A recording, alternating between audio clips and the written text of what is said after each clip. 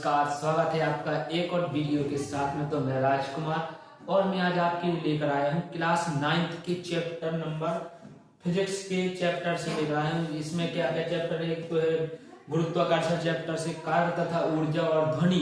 इन सभी चैप्टरों को मिलाकर जो भी हमको महत्वपूर्ण क्वेश्चन लगी कि पेपर में आने की संभावना है और आ सकते हैं, तो वो क्वेश्चन आपको दिख रहे होंगे। 4 क्वेश्चन लिखे हैं, सभी क्वेश्चन आपको सॉल्व करेंगे इसी वीडियो में, ठीक है। तो रहे वीडियो में अंत तक और अपने क्वेश्चन को, बहुत ही महत्वपूर्ण क्वेश्चन है, मतलब एग्जाम की दृष्टि से देख लो, चाहे कोई भी एग्जाम हो, मतलब एग्जाम की दृष्टि से बहुत ही महत्वपूर्ण है। तो आप पूरे क्वेश्चन सॉल्व करें, हमारे साथ साथ में पेन कॉपी लेकर बैठे और सॉल्व करें साथ साथ में, ठीक है। चलते हैं क्वेश्चन की ओर। तो पहला क्वेश्चन आपका क्या है, एक बात और, अगर वीडियो चैनल में न्यू है तो चैनल को सब्सक्राइब कर लें, जिससे मोटिवेशन थोड़ा बढ़ा रहता है, ठीक है। तो क्या है पहला क्वेश्चन, देखते हैं। 15 किलोग्राम द्रव्यमान की एक वस्तु 4 मीटर पर सेकंड के एक समान वेग से गतिमान है, गतिज ऊर्जा बताओ। यानी इसमें दिया क्या है, पहले नंबर का देख लेना, आप लोग को लिख लेंगे, दिया है। अब क्या क्या दिया है, तो इसमें दिया है, लिखा है 15 किलोग्राम की, 15 किलोग्राम द्रव्यमान, ठीक है। तो द्रव्यमान मतलब एम बराबर कितना दिया है, 15 केजी, ठीक है। दूसरा है आपका, एक वस्तु 4 मीटर पर सेकंड के एक समान वेग से, तो 4 मीटर पर सेकंड इसका क्या दिया है, वेग, यानी v बराबर कितना दिया है, 4 मीटर पर सेकंड, ये दिया है वेग। आप पूछ क्या रहा है कि वेग से गतिमान है, तो गतिज ऊर्जा बताओ। अब गतिज ऊर्जा का सूत्र क्या होता है, जल्दी बताओ। गतिज ऊर्जा यानी के बराबर, तो सूत्र होता है, के बराबर होता है 1/2 mv²। आपने पढ़ा होगा ये फॉर्मूला, गतिज ऊर्जा का फॉर्मूला क्या होता है, के बराबर 1/2 mv², ठीक है। तो क्या है, के 1/2 जो कहते हो एम का मान कितना दिया है, 15 गुणा 4, v बराबर कितना है, 4 लिखेंगे, और इसका क्या है, वर्ग, तो वर्ग लिख देंगे। अब करेंगे इसको सॉल्यूशन, 1/2 क्या देंगे, जगह तो लिखेंगे, गुणे 15, तो 15 और 4 का स्क्वायर कितना होता है, 16। अब के बराबर, अब देखो यहाँ पे क्या करेंगे, 2 से 2 काटेंगे, 2 कितने बार में कटेगा, 8 बार में। कितना बचा, यहाँ पे बचा 15 गुणे 8। अब इसका करेंगे आप गुणा, तो कितना होता है, 120। अब ऊर्जा काहे में करती, ऊर्जा का मात्रक होता है जूल। ये आपका आंसर हो गया, ठीक है। हाँ, तो आपने नोट कर लिया होगा, ठीक है। तो चलो अगले क्वेश्चन की ओर चलते हैं। अगला क्वेश्चन आपका क्या है, जल्दी हिसाब करो।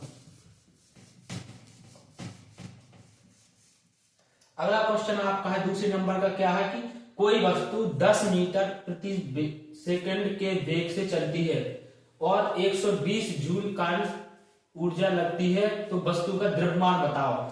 तो क्या है, पहले लिख लेंगे, दूसरे क्वेश्चन में दिया है, क्या क्या दिया है कि 10 मीटर प्रति सेकंड के वेग से, तो 10 क्या है, वेग, v बराबर क्या है, 10 मीटर पर सेकंड, ठीक है। ये दिया वेग से चलती है, फिर क्या है, और 120 जूल कार्य करती है, तो जूल यानी ऊर्जा क्या है, के बराबर कितना है, 120 जूल। और फिर क्या है, वस्तु का भी कहते हैं द्रव्यमान बताओ, तो निकालना क्या है आपको, m बराबर, तो अपन लगाएंगे गतिज ऊर्जा के बराबर से 1/2 mv²। अब के का मान कितना दिया है, 120, 1/2 जो कहते हैं यहाँ पे mv, और v का मान कितना दिया है, 10, तो 10 का स्क्वायर।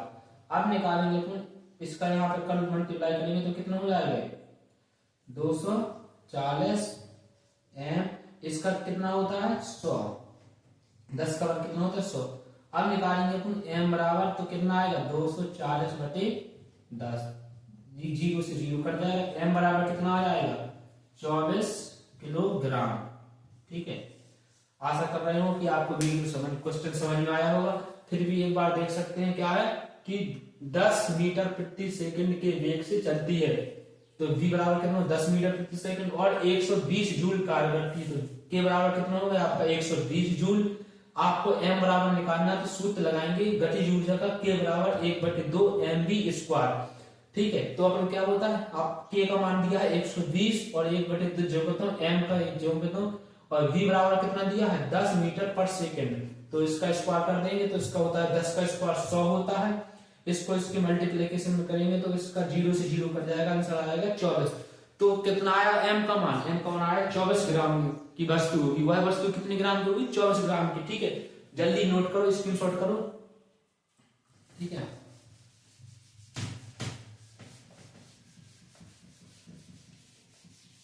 अगले क्वेश्चन की ओर चलते हैं। तीसरा क्वेश्चन क्या है आपका, तीसरे नंबर का। पहले लिख लेंगे दिया है, क्या क्या दिया है, सवाल पढ़ेंगे तो क्या है, एक विद्युत हीटर की घोषित शक्ति, विद्युत हीटर है उसकी शक्ति कितनी है 1.5 किलोवाट है। 10 घंटे में यह कितनी ऊर्जा उपयोग करेगा, यानी समय कितने, पहले नंबर लिखेंगे दिया है तो शक्ति बराबर कितनी दी है 1.5 किलोवाट। ठीक है, वाट में नहीं किलोवाट में है। और घंटा, समय कितने हैं, समय कितना दिया है, समय दिया है 10 घंटे, समय दिया है 10 घंटे। तो पूछ रहा है ऊर्जा कितनी उपयोग करेगा, तो ऊर्जा यानी कार्य। ठीक है, तो कार्य बराबर सूत्र होता है, कार्य बराबर सूत्र होता है